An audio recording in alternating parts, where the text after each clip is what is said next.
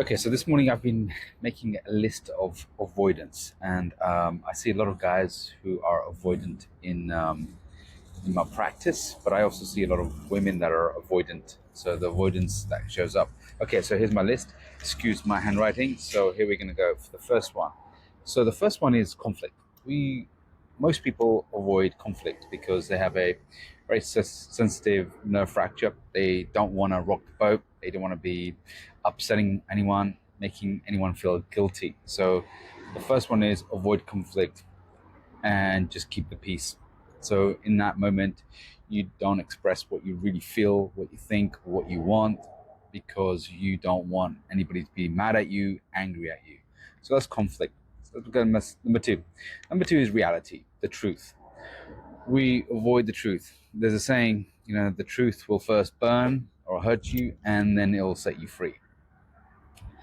The second one is seeing yourself. We don't want to see ourselves in, we kind of see ourselves in a more fractured, distorted way. We don't want to see ourselves um, in the way that we're actually fully whole. So there might be parts of you that are neglecting seeing how you really are, or maybe you're avoiding to see how you really are. Maybe you can come across quite controlling, maybe quite aggressive, but you don't see that about yourself. You might see a fractured view of yourself, like, oh, I'm an amazing person. I remember one of my friends, he was showing me his ex-girlfriend's dating profile, and he's like, she is nothing like that. So again, we're all in that same boat, but we don't always see ourselves in that way. Okay, so emotion is the next one. A lot of guys get labeled for, hey, he's really avoidant, doesn't like emotions, doesn't like to talk about it. That's true. Most guys are quite avoidant of emotions. Why? Because most men are not evolutionarily designed to be emotive. They're more designed to be logical thinking. Hence why coherence is the next one. So most guys you'll see come across are more logical based, more thinking kind of based guys. So that's what coherence is, that you might just be too emotional, but not see the logic, not see the facts and figures. And a lot of guys have this kind of problem where I remember in my own relationships as well, I'm sharing my facts and figures and she's sharing her emotions, and we have this conflict going on and there's no resolution to this. So she's talking about her own feelings, I'm talking about the facts and figures. I'm like, if you went to court, I'd win because that's what the facts and figures are. But it's always about what's going on. And again, if you're a parent as well, you might not always see the fact that the emotions that they're experiencing, and then you might just go towards facts and figures. So we need to make sure that you are not avoiding coherence if you're very emotional, and then if you're very logical based, systematic based, you're not avoiding the emotions of what's going on. Okay, so next one is accountability. This is something that we all struggle with. So for example, here's one accountability that everybody is guilty of. My ex is an idiot. My ex is a fool. My ex is a narcissist. My ex is crazy. Whatever your ex is, the truth is, you chose that person. Okay, so 99.9% of the time, unless you're forced, arranged marriage or something like that, you chose that person. You decided to engage and then continue. You didn't cut it off. So accountability is like how you are, you show up. It's all about you. And the ego, the fractured ego, doesn't want to take accountability, which is, understandable in a lot of people. So the more you start to evolve and develop, the more accountability you take. The next one is death. And I don't mean like avoiding you taking crazy risks or anything. I mean really accepting the fact that death will is guaranteed in all of us. That's one guarantee that you'll have. So I don't want to talk about death. That's like a taboo. Let's not talk about death. Let's not mention death. But when we talk about death, death is exactly what makes you live. So when we appreciate death, like the wholeness, is when we appreciate life. Let's look at the ego. Ego, I'll avoid looking bad or fool. So I don't want to look bad. I don't want to look foolish. I don't embarrass myself. So we avoid the ego being really exposed and seen. So We will have an amazing front. A lot of people, a lot of married couples will show an amazing marriage. Everything's cool. Social media, Instagram will show, hey, everything's really good in the world, but behind closed doors is another story. So that's very egotistically driven person here, very fractured. The next one is being hurt. I don't want to get into a relationship. I don't want to go deep with anybody because I don't want to be hurt again. So I've been hurt in the past. I don't want to be hurt again. So I will just keep people at arm's length.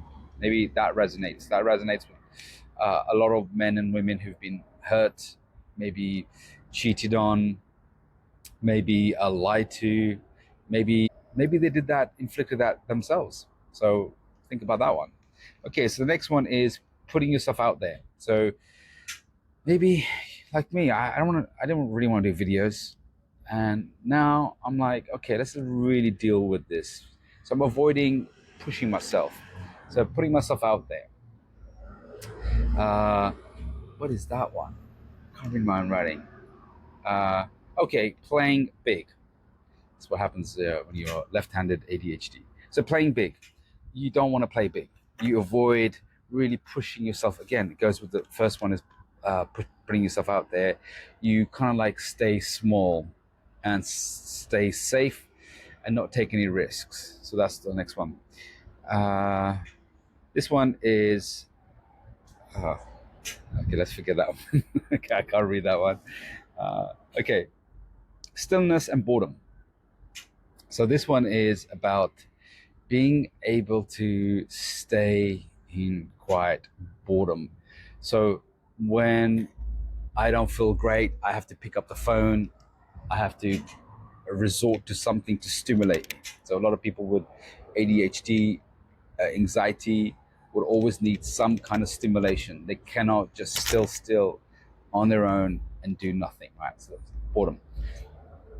The next one is kind of like goes the opposite, is activity. So a lot of guys would be just at home, be passive, don't go out. Like, this is a beautiful day here, I'm sitting outside, but they just want to be indoors. So they're avoiding getting active. Okay, so the next one is being social and connecting. So again, it goes back with activity. They're not socializing, they're not connecting, they're not making new connections, they're just staying indoors, stuck. The next one is growth. So they're avoiding really growing, looking at themselves again. Let me just pause this. Okay, so the blue lights have gone. Maybe you're avoiding getting arrested. That could be one. Okay, so let's go back to growth. Just really looking at yourself, which then goes back to feedback, therapy, or coaching. A lot of people will avoid getting coaching, therapy, any kind of emotional support.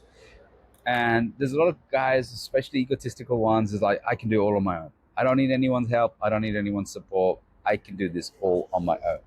Okay, so that's one. So let's look at the next one is moving on and letting go. So moving on and letting go. This is a really important one. A lot of guys get stuck. When I say guys, I also mean women as well. So a lot of human beings get stuck in a certain person, a certain way of thinking. They become really stubborn and they don't want to let go. They don't want to hear another perspective. So they will just stay where they are and not move on. And those people become really stagnant and really difficult to live with as well. And they just keep bringing up the past as well. I can see a lot of these avoidance. I can see a lot of myself in this as well. So it's not like I am free from all of this avoidance. The next one is intimacy and sex. This is interesting. So a lot of guys want sex. Okay, we kind of understand that, and women want connection, but also there's the we need both. But I'm just looking at primary kind of like behavior. So guys would get into a date, might go on a date of 2-3 times. They might be afraid to get sexual. They might be afraid to become really intimate because sex can throw up a lot of emotions, can throw up a lot of shame. embarrassment. So Dr. Glover calls it vagophobia. So some guys can have vagophobia, which means that if I get intimate, she'll know about me. She'll see my true colors. She might see my insecurities. So that can happen. On for women's side, that can happen too. That she may not ever want to get intimate. She may complete. I met a lady who hadn't been sexual. I mean, she was in her 50s, and she said, "I've not been sexual for 20 years." It's like, wow. So for 20 years, she just completely avoided getting sexual. And sex is important because it's an important sexual energy. I mean, sex is life energy. And the more life energy that we can have, it can be really healing to our body. So again, that's not the topic, but sex is such an important part of life. I mean, this is how most of us are here, right? I know you want to hear this. That's the truth. Okay, so deep work. That's the next one. A lot of people can avoid deep, masterful work is they will dabble. They might dabble in relationships. When things get hard, I will exit. They might dabble at, losing weight. They might dabble at a hobby or something. So they'll dabble, and then when things get hard, I don't do this anymore, I'll just exit. And they'll try something new. So they're the constant dabbler, never the masterful person. The masterful person would, I'm going to stick to something and then continue, which is what masterful men do. Masterful, that's what maturity does as well. The second thing is avoiding understanding and having compassion. So there might be somebody that you don't like, might be things going on in the world, might be some wars, might be some countries, governments. And what you're doing is you're avoiding actually looking into them. We're quick to judge. We're all quick to judge. That's what we're designed to do, is to save us time and protect us. But when we are quick to judge and not actually understand people, we avoid actually looking into them, but we also are avoiding looking into ourselves as well. So avoiding understanding and compassion. So I remember talking about a client, and he was judging a lot of fat people. I mean, he was in great shape, and he's like, these fat people, they don't have any self-control. And I was like, okay, let's dig into this. And as soon as we went through a deep coaching session, he realized that he was projecting the fact that he didn't have self-control in some aspects of his own life. So fat people were just a reflection of what was actually going on inside. And honestly, if you are troubled by something, it's usually there's something else going on inside of you. So lacking understanding and compassion is one. The next one is 22, is getting out of your comfort zone. Okay, so you're avoiding, you're playing it safe, you're playing it easy. I mean, like, I'm here this weekend, I was like, I'm just gonna book myself a night away in Brighton in the UK because it's sunny, it's hot, and I always do things for everybody else. So every time I want to do something spontaneous, has always been because it's to satisfy and please everybody else, never for myself. And you'll see that with a lot of codependent people, enmeshed men. Enmeshment is called mother-son enmeshment. I'll do some more talks on this. So codependent, hyper-dependent people will never do something for themselves. They'll always do something for everybody else to please them, to satisfy them, to make sure that they are okay, but never themselves. They will never actually value themselves. Women tend to be much better at this than guys. I mean, you look at women who's like, I'm going to the spa, I'm going to treat myself to this 10,000 pound yoga retreat. Guys would like, why do you want to do that for?